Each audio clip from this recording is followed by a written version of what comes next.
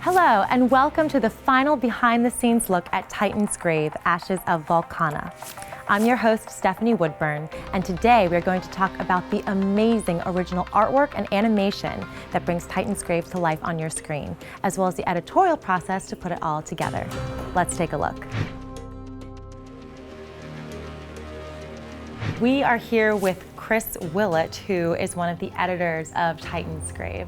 So thank you so much for being with us today, Of course, Chris. happy to do it.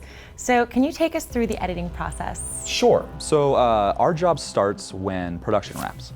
So production people, the camera people, they get to go home, they have a beer, and then we get to really get busy. Titansgrave was shot on 7 cameras simultaneously, which is, we rendered about 200 hours of footage with those 7 cameras. Wow.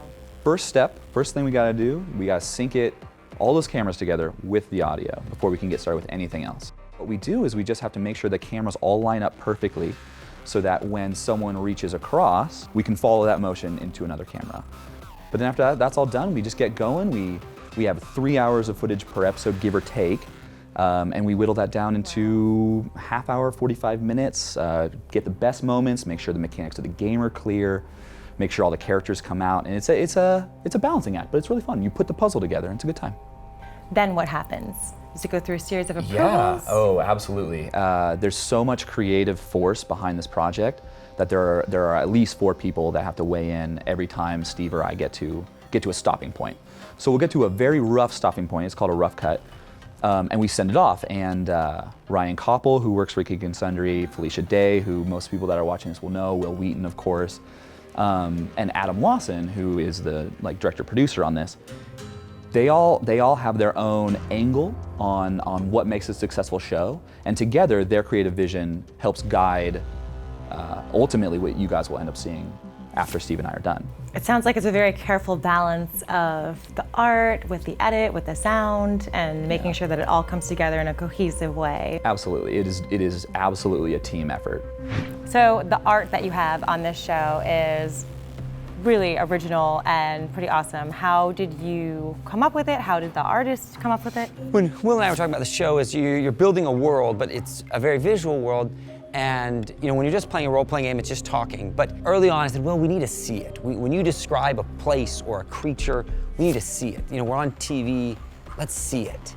And so that started us getting this pathway of bringing on artists, but then because we're in a motion world, we can add animation to it. So we reached out to, I have artists working in the Philippines, Romania, Moscow, South Korea, China, one in the US. And so what I would do is I would send them a description, then give it to an animator who then takes this 2D artwork and adds some motion to it, adds maybe some smoke or rain, and adds other 3D elements, and then puts a camera inside it and moves through it so it starts to come to life.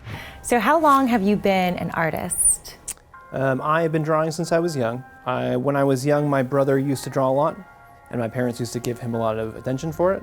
All right, well, my brother's getting a lot of attention for drawing, so I think I'm gonna start drawing. And then I just kind of took to it more than he did, and I've been doing it ever since. Which art did you specifically contribute to Titansgrave? So as of right now, I am currently working on Runcible, who's the little teddy bear.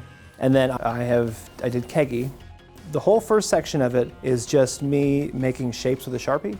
And there's no details or anything, it's just outlines, it's just a silhouette to try to kind of figure out how he looks without any of the details in. And once I have a silhouette, then I'll scan it into the computer and start drawing over the top of it. So I kind of tried to focus on more of a retro design for the robots. And so I tried to make Keggy feel like that, like it was someone's idea of the future from 10 years ago. I have a main website, tonyfotiart.com, that has my portfolio and my blog and stuff. Well, thank you so much for joining us today, Tony, and telling us about your work as an illustrator. Thanks for joining us on our behind-the-scenes look at the art and editing of Titansgrave, Ashes of Volcana. Please remember to share, like, and subscribe for more episodes of Titansgrave. I'm Stef Woodburn. You can find me on Twitter at Stef Woodburn, S-T-E-F Woodburn.